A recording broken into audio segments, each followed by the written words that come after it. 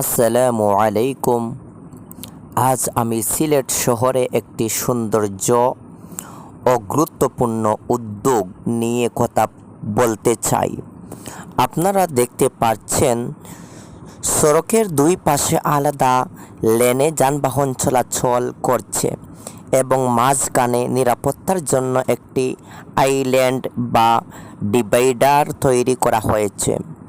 এই ডিভাইডারের মধ্যে গাছ লাগানো হয়েছে, যা শুধু শহরের সৌন্দর্যই বাড়ায় না, বরং সড়ককে আরও নিরাপত্তা করে তোলে।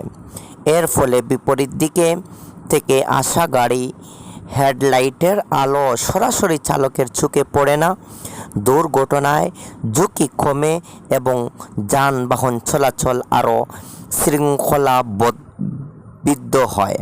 পাশাপাশি সবুজ গাছপালা পরিবেশকে সৌন্দর্য ও নির্মল রাখতে সাহায্য করে।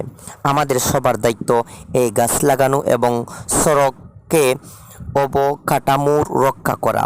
কেউ যেন গাছের ক্ষতি না করে এবং সবাই যেন ট্রাফিক নিয়ম মেনে চলে।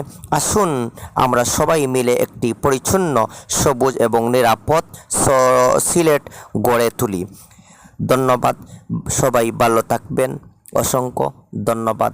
আবারও কোনো ভিডিওতে দেখা হবে ইনশাআল্লাহ।